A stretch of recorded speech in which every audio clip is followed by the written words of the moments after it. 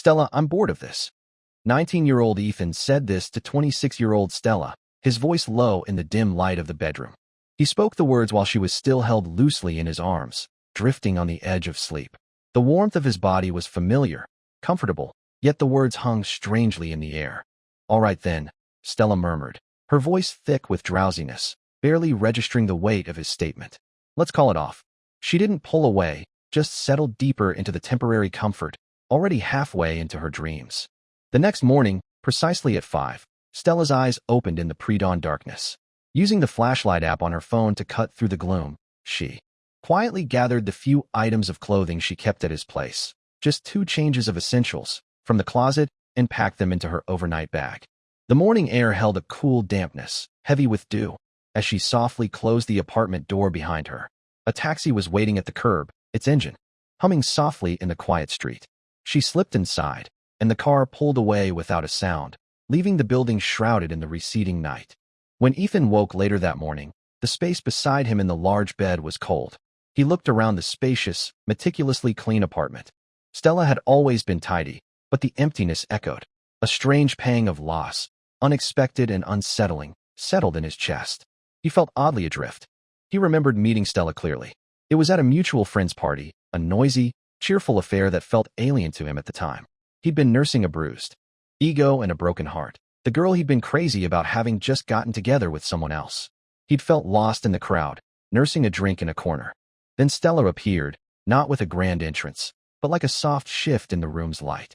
She was quiet, radiating a calm presence, rarely speaking, unless spoken to. When someone drew her into a conversation, she would respond with a gentle smile and a few thoughtful words. Yet, despite her reserve, she was undeniably the center of gravity in the room. Ethan noticed, with a detached sort of fascination, that more than half the people there, men and women alike, kept stealing glances in her direction.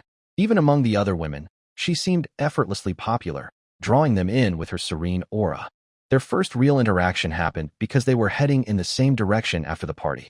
He offered her a ride, his car a welcome escape from the lingering melancholy of the evening. After that first drive, their paths seemed to cross more frequently. A chance encounter on the street, a shared coffee shop corner. Tentative steps followed, exchanging numbers, sharing meals, even spending a quiet holiday together when neither had other plans. Their connection grew easily, comfortably. He recalled one evening vividly. She'd taken a phone call, then retreated to a quiet corner of the room, hidden partially by a curtain. He'd gone to tell her dinner was ready and found her curled up, shoulders shaking silently. With tears, seeing her looking so small and utterly alone, a fierce, unexpected protectiveness surged through him. His heart ached with a strange sympathy. Without thinking, he'd stepped forward and wrapped his arms around her. Later, another message notification lit up her phone screen, lying face up on the small table beside them. His eyes caught the words before she could snatch it away.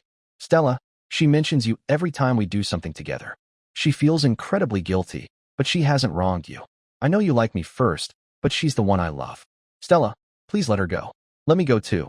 His hand, which had been gently stroking her hair, paused. He looked down at her tear-streaked face. Stella, he murmured. He usually called her that, though she often teased him about their age gap, saying it felt like a different generation. She'd laughed once, telling him he could call her older sister, or even Annie. She could take it. The kiss happened suddenly, impulsively. It was light, hesitant at first. She looked up at him, her eyes still misty, luminous in the soft light. She didn't pull away. Feeling as though under a spell, drawn to her vulnerability, he deepened the kiss. Don't cry, Stella, he whispered against her lips. Lately, Stella had been swamped. A major proposal she'd spearheaded had been approved, and now every facet of its implementation demanded her attention. Her office had practically become her second home, cluttered with files and fueled by lukewarm coffee. She was hunched over her desk, fingers tangled in her hair as she wrestled with a complex document, when her phone rang, shattering the late-night quiet. It was Chloe. Stella, get down to the Clapping Hands Grill on Oxygen Street, fast. Ethan's in a fight. Stella pressed her fingers to her temples, a wave of exhaustion washing over her. Ethan, he could be brilliant, skipping grades, already a graduate student, but emotionally, he was still so young, so prone to impulsive actions that made her weary. Sighing, she grabbed her bag and dragged her tired body out into the night. When she arrived at the bustling, noisy outdoor eatery, she found Chloe standing anxiously to the side. Ethan was in the thick of it, his face flushed. With fury, he'd grabbed a heavy wooden chair and was raising it high, clearly intending to bring it down on the head of a guy sprawled on the ground. "Ethan," Stella shouted, her voice sharp with alarm. She knew interfering in a fight was risky, dangerous even, but there was no time to think. If she didn't stop him, that chair would connect, and the consequences would be dire. She lunged forward, grabbing his arm. Eyes blazing, Ethan violently shook her off. The force sent her stumbling backward, landing hard on the gritty pavement. "Stella!" Chloe screamed, rushing towards her. Perhaps it was hearing Chloe's cry, hearing her name, that broke through his rage. The chair froze in midair, inches from the other man's head. Ethan slowly turned, his wild eyes focusing on the figure on the ground. Stella pushed herself up, supporting herself with one hand, her normally neat low ponytail falling loose around her shoulders. "Stella, are you okay?" Chloe asked anxiously, helping her to her feet. Stella shook her head, brushing dust off her clothes, though a sharp sting radiated from her elbow. Later, at the local police station, under the harsh fluorescent lights, Stella finally noticed the girl standing quietly off to the side, head bowed. She wore a bright magenta hoodie and pale jeans, her figure slim and athletic. Her gaze flickered nervously between Ethan and the young man he had attacked, who was now nursing a split lip. It was clear her main concern was for the injured party. Chloe filled Stella in quietly. This was Evelyn, the girl Ethan had been hung up on for years. He'd supposedly do anything for her. But she had ultimately chosen to get back together with her first love. Then, about a month ago, she'd broken up with the ex again. She called Ethan earlier, crying and crying. He just dropped everything and ran to her. Chloe explained, rolling her eyes slightly. Chloe was Ethan's older cousin and often looked out for him, since his parents traveled frequently. Tonight, Ethan had been having dinner with Evelyn at the grill. Chloe had run into them by chance while out with her own friends. Just as Chloe was settling in for beers and food, the commotion at Ethan's table had started. The injured man was Evelyn's ex-boyfriend. He'd apparently approached their table and said something deeply insulting, provoking Ethan to grab the nearest bottle and attack. A month ago, Stella understood now. That's why Ethan had suddenly claimed he was bored. He wasn't bored of her. He was clearing the way to return to the girl he'd always wanted. By the time things were sorted out at the station, it was very late. Stella knew there was nothing more for her to do there. Work was piling up, deadlines loomed. She murmured a quick goodbye to Chloe and slipped away quietly from the small group huddled near the exit. When Ethan finally finished comforting a shaken Evelyn and looked around for Stella, he realized she was gone. He clutched his phone, debating whether to call her. But then Evelyn turned to him, saying something softly, her voice still trembling. He hadn't quite caught it. "What?" he asked, turning his attention fully back to her. The thought of calling Stella vanished, forgotten in the immediate drama. Back in her own apartment, Stella examined the angry red scrape on her elbow under the bathroom light. She gently cleaned away the dirt with water and applied a couple of adhesive bandages to her arm. The sting was a dull, physical counterpoint to the weary ache in her chest.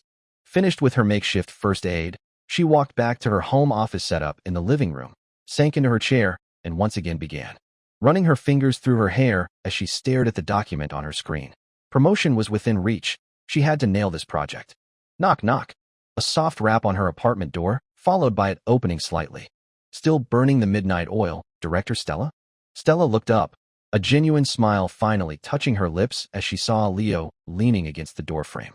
"Mr. Vice President," she countered playfully. "Checking up on me? Making sure I'm not slacking off?" "Absolutely," Leo grinned, stepping inside and placing a paper bag on her small dining table. "Just ensuring you're dedicating your life and soul to the company." Stella peered into the bag and saw an assortment of late-night snacks, definitely comfort food. Without ceremony, she reached in and pulled out a box of chicken poppers, tearing it open immediately. Stella and Leo shared an easy camaraderie, a bond forged in adversity.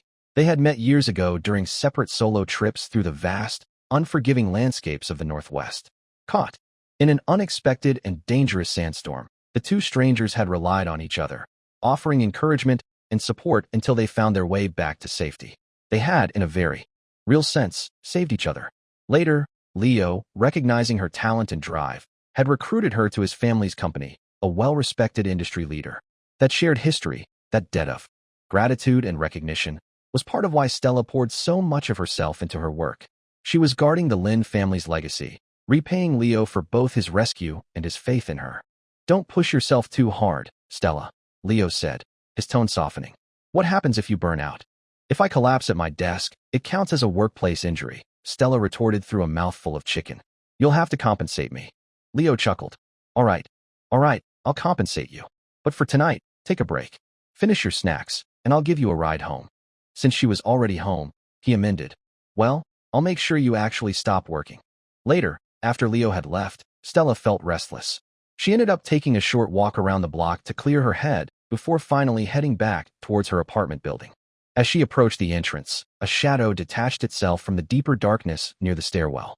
It moved towards her, growing larger, more defined. Stella's heart gave a sudden, heavy thud against her ribs. The figure stopped a few feet away. A voice, hoarse and unfamiliar in the night air, spoke. Who was that? Who dropped you off? The voice sounded vaguely familiar beneath the rough edge. Stella hesitated, then ventured cautiously. Ethan? Yeah, he responded, his voice low and tight. After dropping Evelyn home, Ethan had found himself driving past Stella's neighborhood on his way back. He remembered Chloe mentioning Stella had gone back to her place to work late. He wasn't sure why, but some impulse made him park across the street and wait. He'd been sitting there in the dark for over an hour and a half. What are you doing here? Stella asked, confusion replacing her initial fear. What do you mean, what am I doing here? Ethan stepped closer, his voice rising, an irrational anger flaring within him at her simple question. Stella frowned, genuinely perplexed. What was wrong with her question? Shouldn't you be with the girl you're pursuing? She asked, choosing her words carefully. Who dropped you off? He repeated, ignoring her question, pressing his own relentlessly, like a dog with a bone. A friend, Stella replied curtly, growing irritated. A friend. Ethan took another step, closing the distance between them until he was towering over her. A friend like us? The insinuation in his tone was sharp, accusatory. What us? Who said we were friends? Ethan, are you crazy? Stella snapped, her patience finally breaking. She hated this kind of interaction, loaded questions, passive aggression. He was being completely irrational. A strange, uncomfortable emotion churned in Ethan's chest, rising in his throat with a metallic taste, like rust.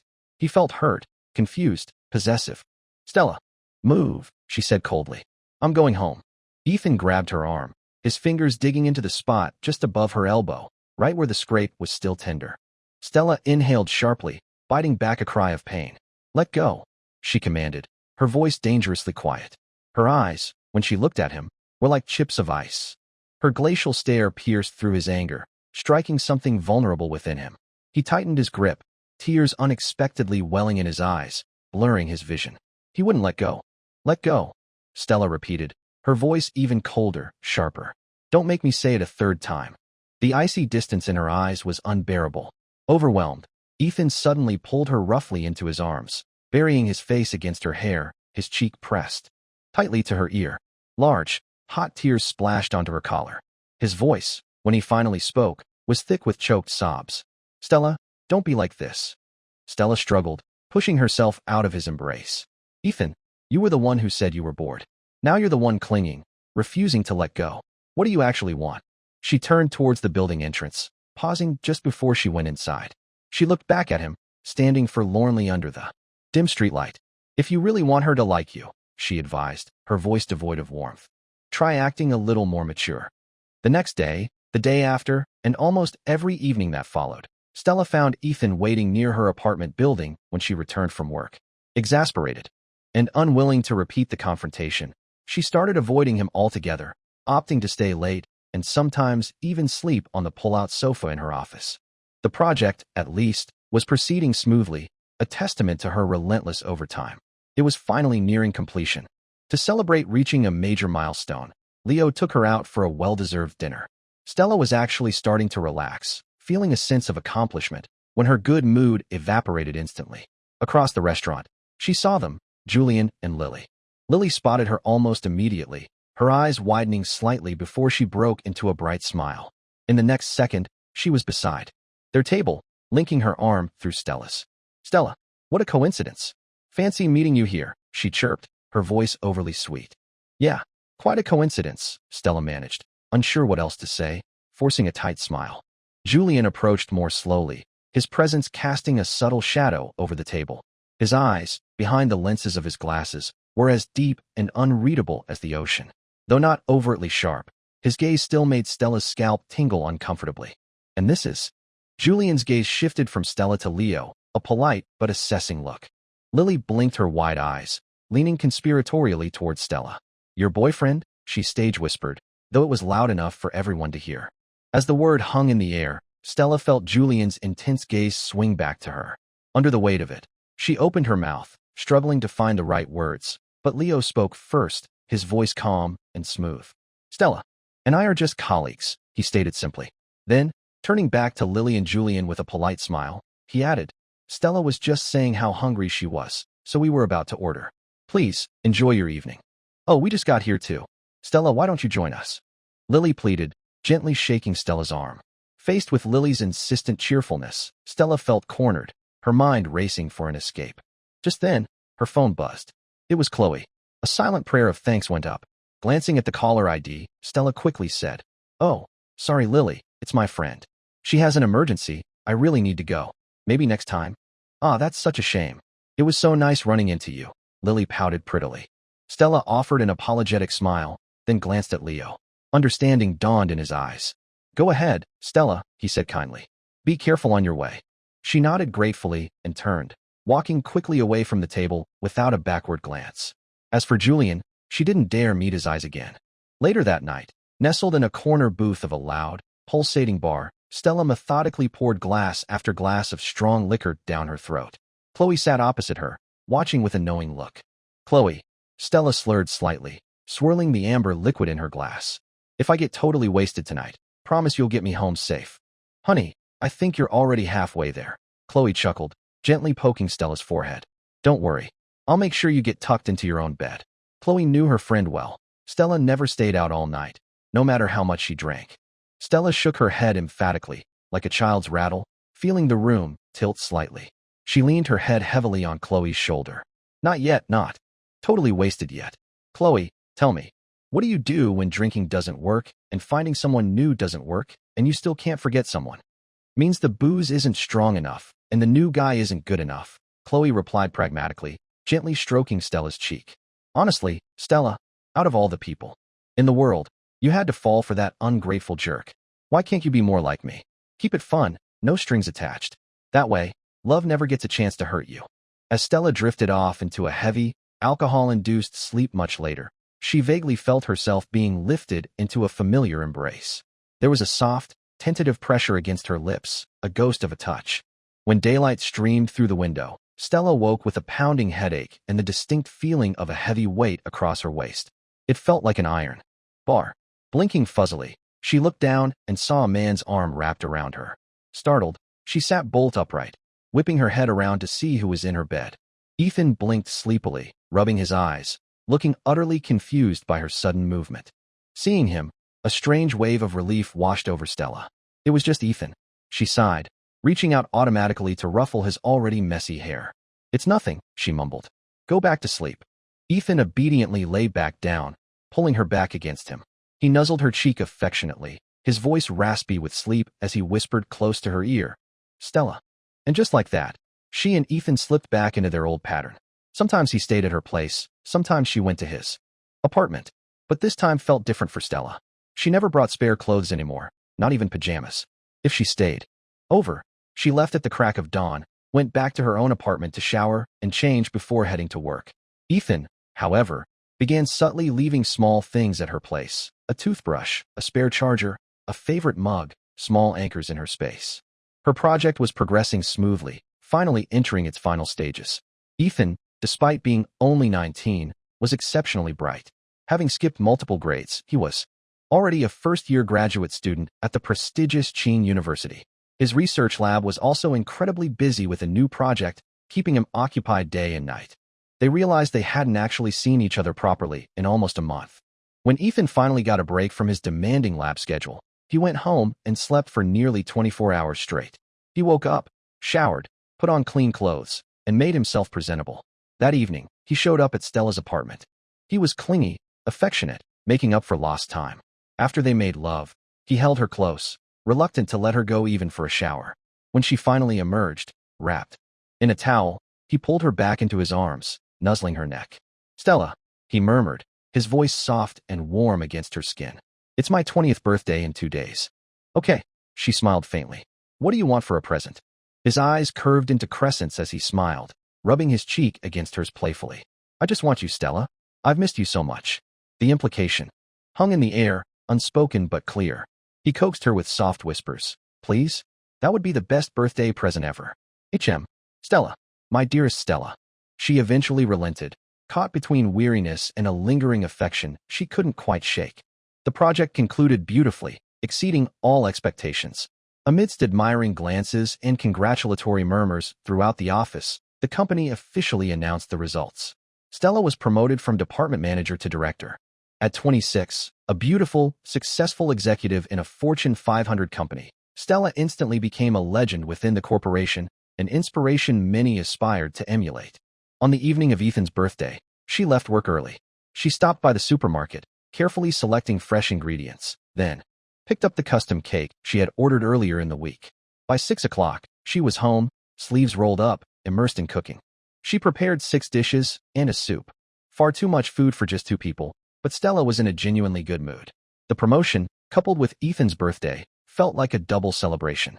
Setting the last dish on the table, she surveyed her work with satisfaction, then picked up her phone to call Ethan. No answer. She glanced at the clock. It was past 8.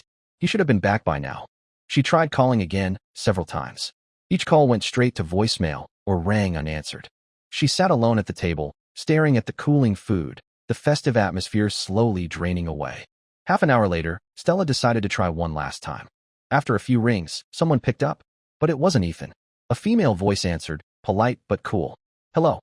Stella paused, momentarily thrown. Hi, could I please speak to Ethan? He's a little busy right now, the voice replied smoothly.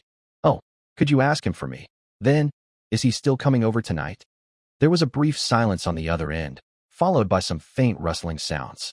Then, the female voice returned, sounding perfectly composed. He says he won't be back tonight. Okay, thank you, Stella said quietly, her voice neutral. After hanging up, Stella sat motionless for a long time, leaning back in her chair. The meticulously prepared dishes grew cold on the table, silent witnesses to her dashed expectations. The elaborate ice cream cake, already beginning to soften at the edges, seemed to mock her foolishness, her misplaced effort. With quiet deliberation, she rose and began clearing the table, scraping the untouched food into the trash bin. She went into the kitchen and washed every dish, dried them, and put them back in their proper places. Then, she retrieved a small, elegant black box from her handbag. She placed the box on the now empty dining table, next to her spare key to his apartment. She checked the time. 10:30 p.m. She turned off the lights and locked the door behind her, leaving the apartment as silently as she had that morning weeks ago, as if she had never been there at all. Curled up in her favorite armchair back in her own apartment, Stella slowly swirled a glass of red wine, watching the city lights blaze like fire outside her window. Chloe's words echoed in her mind. Means the booze isn't strong enough, and the new guy isn't good enough. She picked up her phone and dialed. What's up, gorgeous? Chloe's sultry voice answered on the first ring. Need a drink. Need a distraction. Find me a handsome stranger. Stress levels are critical. You in? Stella's voice was flat, determined. Chloe laughed softly.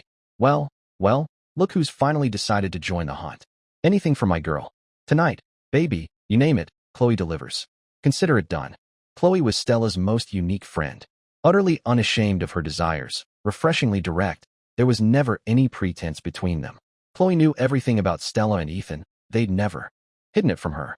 In Chloe's pragmatic view, it was just physical attraction, a temporary arrangement. Whatever happened between Stella and Ethan wouldn't affect her friendship with Stella one bit. 2 glasses of potent liquor appeared before them at the bar Chloe had chosen. One for Stella, one for Chloe. They clinked glasses, a shared smile passing between them. 1 shot for courage, for Stella. 1 shot like water, for the experienced Chloe. The fiery liquid burned its way down Stella's throat. Through slightly blurred vision, her eyes scanned the dimly lit room and landed on a man sitting alone in a corner booth. He wore thin, gold-rimmed glasses, sharp eyebrows, striking eyes, elegantly handsome features. Even behind the lenses, his eyes seemed dark and deep in the ambient, colored light. His jawline was sharp, defined. Chloe followed Stella's gaze and nodded approvingly. Target acquired. She then scanned the room herself, quickly spotting a man who met her own aesthetic criteria. All right, gorgeous, Chloe nudged Stella's arm. Let's do this. With unspoken agreement, the 2 women slid out of their seats and moved purposefully across the room, splitting off towards their respective targets. "Excuse me," Stella said, leaning slightly against the booth, her voice a little husky from the alcohol and emotion. "Buy you a drink? Or let me buy you one?" She looked up at the man, a slow, captivating smile spreading across her face. Combined with the sparkle in her slightly tipsy eyes, she radiated a potent, alluring charm. The man looked up, his expression initially impassive. As he took in her appearance, the undeniable, almost dangerous charisma she was emanating, a flicker of something unreadable, something vaguely threatening, sparked in the depths of his eyes. Stella simply thought, "Damn, this man is incredibly sexy and handsome." A small, cynical part of her brain noted, with bitter amusement, that even when drunk and trying to pick up a stranger, her subconscious still gravitated towards his type. Suddenly, strong hands grabbed her arm, pulling her off balance. She found herself pressed back against the cool, smooth surface of the wall near the booth. Over the thumping bass of the music, the man leaned close, his lips near her ear. His voice was low, intense, laced with a fury that seemed barely contained. "Is this what you meant when you said you loved me?" Stella tilted her head, a flicker of her usual composure momentarily lost to the alcohol, replaced by an almost childlike confusion. "I haven't said I love you yet," she countered playfully. "Eager, aren't we, handsome?" "Then when?" he gritted out, each word sharp, distinct. "Were you planning to say you love me?" "Well," she purred, leaning slightly closer, enjoying the dangerous edge to their exchange. "That depends on when you decide to be a good boy and call me Stella." She deliberately used the intimate way Ethan addressed her, a small act of defiance. A harsh laugh escaped him. Julian looked genuinely taken aback. Stella's drunken boldness completely shattered his long-held image of her as the quiet, reserved, always appropriate girl. "Stella." His fingers suddenly tightened on her chin, forcing her face up towards his. The sharp pain made her wince, her brow furrowing.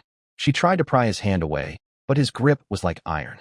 The pain sliced through the alcoholic haze, bringing sharp clarity. She looked properly at the face before her, tense with suppressed anger, eyes blazing. Her heart plummeted. It wasn't just that her subconscious had picked someone like him. It was him, Julian, the man she had spent the last few years desperately trying to avoid, yet could never truly forget. "I'm sorry," she mumbled, all the flirtatious energy draining out of her instantly. "I mistook you for someone else." She lowered her gaze, looking away, her brief foray into reckless abandon ruined. How incredibly unlucky. Seeing the clarity return to her eyes, the sudden shift from alluring vixen to weary resignation, Julian released her chin. His hand fell away. This was the first time, after all these years, they had ever had any real physical contact beyond polite handshakes at mutual events. "I won't disturb you further," Stella said quietly, turning to leave. From a distance, Julian saw her lips move but couldn't hear the words over the music. Just as she was about to slip away into the crowd, he reached out instinctively and caught her wrist. Stella's phone, set to silent, lay undisturbed in her coat pocket. Ethan, meanwhile, was pacing frantically in his empty apartment, calling her number again and again, each unanswered ring tightening the knot of anxiety in his stomach. Finally, desperate, he called his cousin. The noisy background on Chloe's end immediately told him where she was.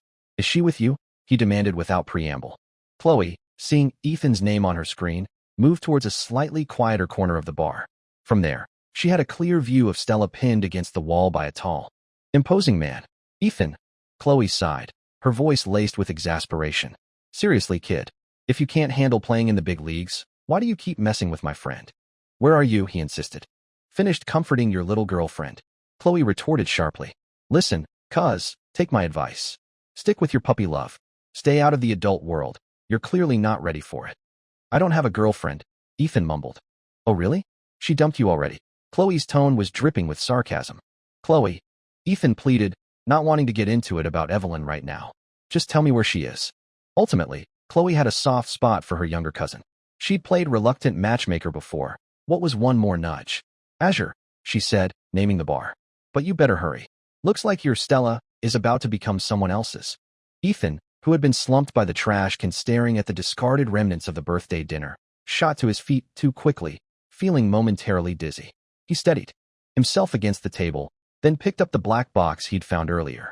He opened it, took out the sleek, black sports watch inside, and fastened it onto his wrist. Earlier that evening, Evelyn had called, insisting on celebrating his birthday. He'd hesitated but eventually agreed to meet her at her place. When he arrived, Her coffee table was already covered in bottles, beer, wine, even hard liquor. Evelyn was sitting on the floor, leaning against the sofa, an empty glass in her hand. He told her he'd driven and couldn't drink. Evelyn looked up at him, her eyes overly bright, and said something that shocked him. Then don't go back tonight. She pushed herself unsteadily to her feet, swayed slightly, then reached out and wrapped her arms around his waist, pressing herself against him. The sudden movement knocked his phone from his hand, clattering onto the floor. He bent to pick it up, but she stopped him, holding him tighter. "Ethan," she whispered, her voice thick. She stood on her tiptoes, leaning in to kiss him. He didn't push her away, didn't reject her advance. But just as her lips were about to meet his, he turned his head slightly, her kiss landing on his cheek instead. "Ethan," she murmured against his skin. "Let's be together." Silence stretched between them. This was it. The moment he thought he'd wanted for years, the resolution to his long-standing obsession. But inexplicably, standing there in her apartment, holding her, he suddenly realized he didn't want it anymore. Evelyn, sensing his withdrawal, started to cry, her shoulders shaking. Ethan knew Evelyn cried easily. Whenever she did, he usually fell apart, ready to promise her the moon just to see her smile again, that bright, confident smile he used to adore. Normally, he would have patiently soothed her, coaxed her out of her tears. But this time, as her sobs filled the room, his mind unexpectedly drifted to another woman, the quiet one, the one who only ever cried alone, hidden away in corners where no one could see. "Evelyn, please don't cry," he said, his voice weary. Suddenly, without warning, Evelyn lurched forward and vomited, covering his shirt and the expensive rug beneath their feet. It was clear she'd already consumed a significant amount of alcohol before he'd even arrived. He helped her to her bedroom, settled her onto the bed, and told her to rest. Then, stripping off his soiled shirt, he went back out to deal with the mess. After lying down for a while, Evelyn felt a little clearer. She'd done a lot of thinking. After all the back and forth over the years, she and Ethan couldn't afford to miss their chance again. She got up and went looking for him. The living room rug was clean, the smell of vomit replaced by air freshener. She heard sounds from the bathroom. Ethan was rinsing his stained clothes in the sink. That's when Stella's call came through. Evelyn saw Ethan's phone lying on the coffee table where it had fallen. She picked it up. The screen lit up with the caller ID, Stella. The name felt intimate, significant. Evelyn assumed it might be a relative until she answered and heard the calm, composed female voice on the other end. A woman's intuition is rarely wrong. A surge of possessiveness, of rivalry, washed over Evelyn. When Stella asked her to check if Ethan was coming over, Evelyn deliberately paused for a beat, pretending to consult him, before replying smoothly. "He says he won't be back tonight." Just as she hung up, Ethan emerged from the bathroom, toweling his hair. He initially didn't pay much attention to her holding his phone, assuming she'd taken a call on her own. Then he noticed her phone lying on the sofa nearby. Two phones. His eyes narrowed. He walked over and took his phone from her hand without a word. Seeing the multiple missed calls from Stella, he felt his blood run cold. He stumbled slightly, his balance momentarily failing him. Forgetting his jacket, he started dialing Stella's number as he headed for the door. "Ethan, don't go," Evelyn cried, grabbing him from behind, clinging to his bare back. He gently but firmly disentangled himself. "I'm sorry, Evelyn," he said, his voice heavy with a dawning realization. I think I've fallen for someone else." He drove home as fast as he dared, his heart pounding. The cold, silent apartment confirmed his fears. He was too late. The discarded food and cake in the trash, the watch box sitting neatly on the table next to the key. Each detail was a fresh stab of pain. His heart ached with an intensity he'd never felt before. Would she be crying now? Hiding somewhere, silent and alone? Probably not, a small, rational part of his brain admitted. Not this time. Because the person she truly loved wasn't him. Stella stared at the hand gripping her wrist.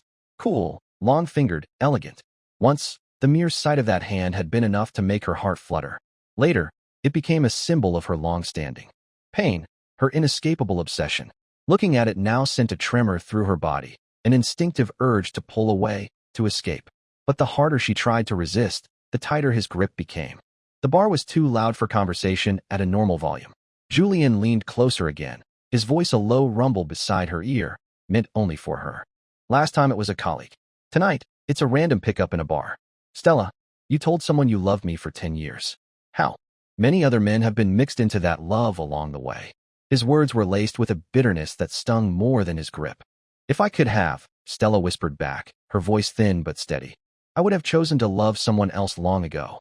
His fingers tightened further, digging into the delicate bones of her wrist. Julian, she said, using his full name, forcing herself to meet his intense gaze. Let me go? Please. I never wanted to interfere with you and Lily. If Lily feels guilty, I can't help that. I haven't had any contact with her in years, not really. That's something you need to reassure her about. I know you never liked me. I know seeing me probably annoys you. I've done my best to stay out of your orbit, to live quietly in my own corner. My work, my life, it's all here in this city. You can't expect me to just pack up and leave, can you? Honestly, Julian, her voice cracked slightly with exhaustion. I'm so tired. Just let me go. The fight visibly drained out of her, leaving her looking pale and fragile, a stark contrast to the provocative woman who had approached him only minutes before. Julian felt a complex mix of emotions, confusion, a strange pang of something that might have been guilt, irritation. She was right. He'd never liked her, not in that way. He always felt a flicker of annoyance when she appeared, mainly because her presence inevitably upset Lily. While he was still processing her words, lost in thought, another hand suddenly clamped down on his arm, forcefully pulling Stella's wrist from his grasp. Julian looked up, startled. Standing protectively in front of Stella was a young man, the boy from the restaurant fight, looking down at Stella with anxious, pleading eyes. Stella, Ethan began, his voice soft. Stella didn't even look at him. Without a word, without acknowledging either man, she turned and walked away. Her back was straight, her steps determined. Her departure was colder, more decisive than ever before. The following weeks were a blur of tying up loose ends and handing over responsibilities. After arranging everything meticulously at work, Stella officially requested her annual leave. The company, under Leo's family's leadership, had generous leave policies for senior staff. Leo, signing off on her request, generously added several extra days to her entitlement. Suddenly, Stella found herself with an entire month free, a whole month to reset, to breathe, to figure things out. She booked a flight. Standing in the departure lounge the next day, she bumped into Leo, also with a suitcase. He grinned. Looks like we had the same idea. I was just thinking I needed a break too. A return trip to the old stomping grounds. Just the two of us again, huh? He remarked with a nostalgic smile. A return trip, back to the Northwest, the place where their paths first crossed. Before boarding the plane, Stella composed one final message to Ethan. Then, methodically, she deleted his contact information from her phone and blocked his number. Ethan, hello. I won't be staying at my apartment for a while, so you don't need to wait there for me anymore. I understand your feelings, or perhaps the confusion of them. You're torn between the comfort of our months together and the allure of a love story finally coming back into bloom. Let me tell you, that connection with her, that's your youth, the thing you fought for. That's where your heart truly lies. As for me, we were just passing through each other's lives, Ethan. We were never meant to be a destination. It's time to forget each other and move on. I wish you well. Ethan received the message while sitting alone in the university lab, idly watching some undergrads mess around with an experiment, creating flashes of pale flame in the afternoon light, daylight fireworks. He read her words over and over, the message burning itself into his memory. When he finally gathered his thoughts and typed out a reply, he discovered she had deleted him. His calls wouldn't go through. She'd blocked him completely. But there was one thing he needed her to know. He borrowed a friend's phone and sent her a simple text message. Stella, I like you. I really, really like you. It didn't take long for a reply to come back. First time, second time, there would always be a third. This time, Ethan, I'm the one who's bored. Ethan leaned his head back, staring up at the ceiling as another burst of pale, ethereal flame erupted from the chemical reaction. Nearby, hydrogen burning in chlorine gas. Tears welled in his eyes, blurring the sight, yet a small, sad smile touched his lips. That was Stella. Mature, insightful, always seeing things with a clarity that left him feeling perpetually behind. Always out of reach. He wondered, with a flicker of childish hope, if maybe, just maybe, acting a little pitiful might make her forgive him this time. Desert smoke rising straight, long river setting sun. The majestic landscapes unfolded before her once more. Mountains, rivers, endless skies, all spread out in breathtaking beauty. A fierce wind whipped across the plateau, catching Stella's long hair, pulling strands loose across her face. Her mind drifted back to when she was 16. She remembered Lily, perched casually on the steps beside the basketball court, asking Julian, who was practicing his shots, "Is there anywhere you really want to go?" "The Northwest, maybe," he'd answered, pausing to wipe sweat from his brow. Why the Northwest? Lily had pressed. I want to see the landscapes from the old poems, he'd replied, his gaze distant, thoughtful. That sense of vastness, of history. Standing unobtrusively behind them in the golden light of the setting sun, 16-year-old Stella had silently tucked his dream away in her heart. Stella and Lily had been close friends in high school.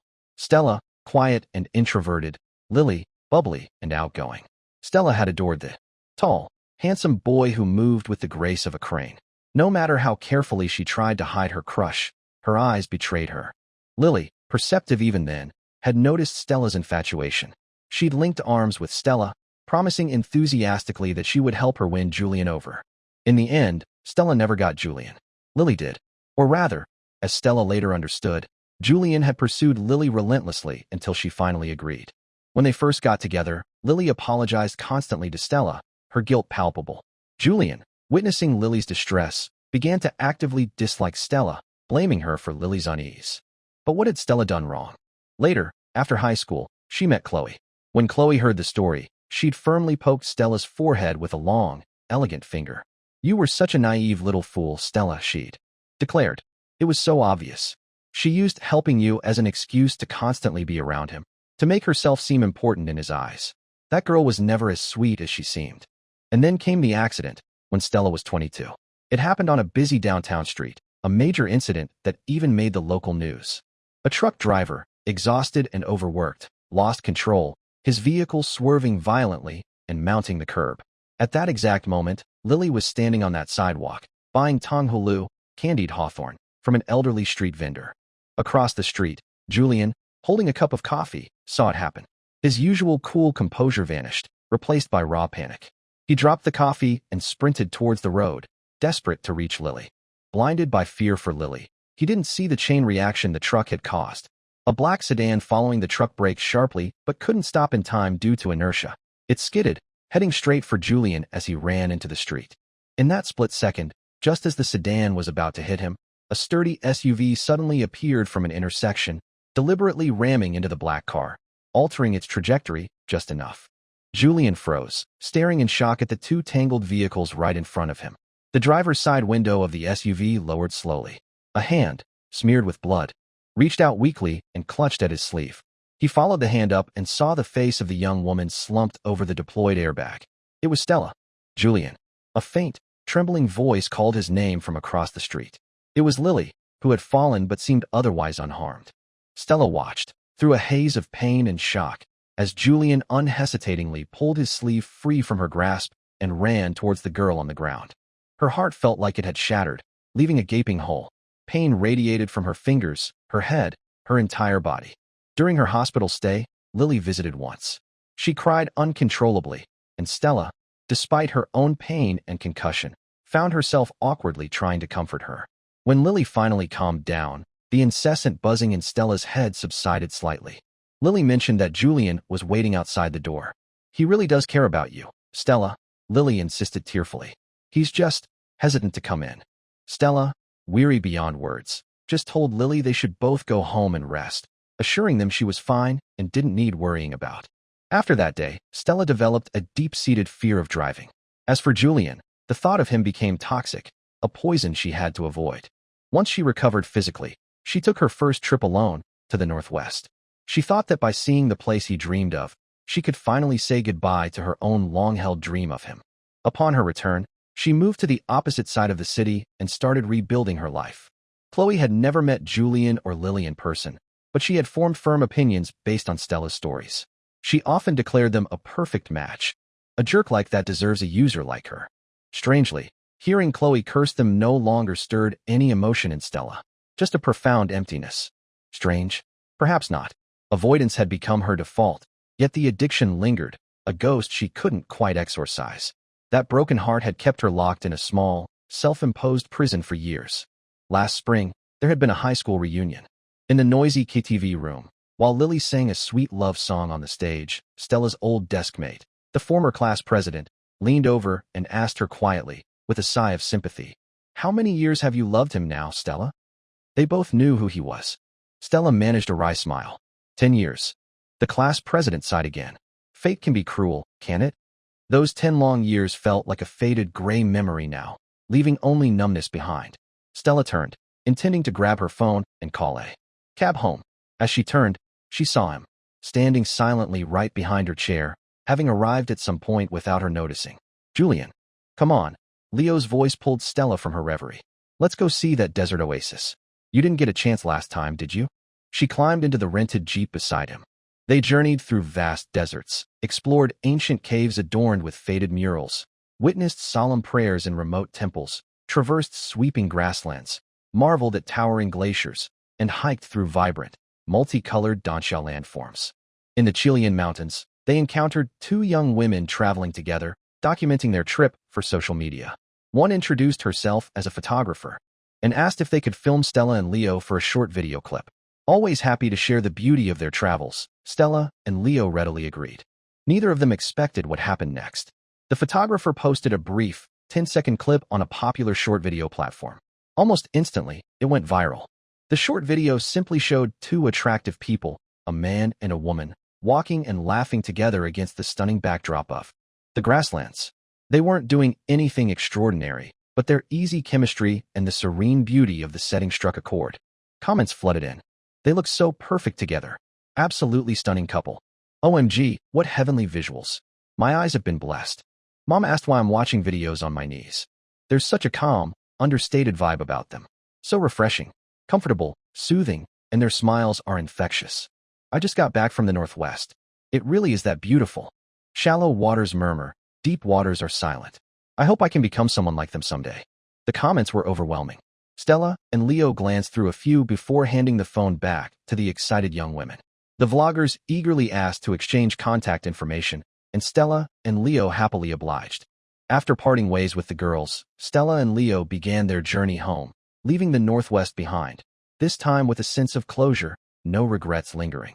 Chloe met them at the airport arrival gate, her eyes bright with excitement as she looked from Stella to Leo and back again. Sweetie, you're famous. Do you even know? Chloe exclaimed as they settled into her car, pulling out her phone to show Stella. The 10-second video clip had exploded. It wasn't just trending on the video platform. It had somehow made its way onto major social media sites and was trending nationally. This guy's not bad, Chloe murmured, glancing towards Leo in the driver's seat, leaning closer to whisper to Stella. Before she could elaborate, Stella cut her off. He's my boss, Stella stated plainly, and the future owner of the company. Chloe blinked. Question mark. She paused, processing. Your company's future owner? Stella nodded solemnly. Okay, never mind then, sweetie. Chloe immediately backtracked, patting Stella's arm. We'll find someone else. Chloe had visited Stella's workplace. Before, she knew the company was a major national player, an old-established enterprise thriving in the modern digital age. Its influence and wealth were significant. Better not to aim quite so high, she reasoned silently. Even for casual fun, you had to be realistic about social strata. While Chloe's own family was comfortably wealthy, affording her the freedom to live as she pleased, they were nowhere near the level of Leo's family. Having mentally discarded Leo as a potential romantic prospect for Stella or herself, Chloe shifted topics, launching into a humorous rant about her idiot cousin, Ethan. Stella listened, finding herself strangely detached, as if hearing about characters in a story rather than people she knew intimately. Apparently, Ethan, realizing his mistakes, had been desperately trying to apologize but couldn't reach Stella. He'd resorted to begging Chloe for information. But Chloe, fiercely protective, refused to tell him where Stella had gone, deliberately letting him stew. According to Chloe, Ethan had even broken down in tears at one point, but Chloe remained unmoved. Serves him right, she told Stella grimly. What did he expect? I might spoil him usually, but he genuinely hurt my friend this time. He needs to learn his lesson.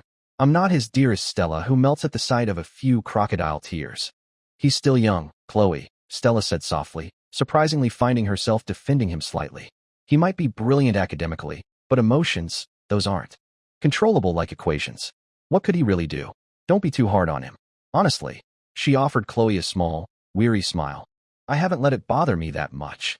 Chloe grumbled that Ethan was heading down the same path as Julian, turning into a thoughtless jerk at a young age. Stella found the comparison, and Chloe's almost maternal frustration with Ethan, strangely amusing rather than insulting. Honestly, was Ethan truly a jerk? It was complicated. Before meeting her, he had been devoted solely to Evelyn. From Evelyn's perspective, he was loyal, passionate. But towards Stella, His actions certainly fell into hurtful territory. Yet, they'd never defined their relationship. Technically, they were always two separate individuals. The same logic, she supposed, applied to Julian. For years, he had been unwavering in his commitment to Lily. The jerk label only fit from the perspective of those he didn't want, those caught unintentionally in the crossfire of his focused devotion. Chloe, Stella said suddenly, her voice quiet but firm, cutting through Chloe's ongoing complaints. I'm done with love. I just can't do it anymore. In the front seat, Leo glanced briefly at Stella in the rearview mirror, his usually warm eyes holding a shadow of contemplation as they rested on her reflection. Love. What was it? For 10 years, it had felt like a suffocating vine, wrapping around her, choking the life out of her. Like a dense fog she couldn't see through, a swamp pulling her down. But now, finally, she felt like she had pushed through the fog, climbed out of the mire. Clarity. Freedom. 10 years later, she had finally escaped the jaws of loving him. Julian, goodbye.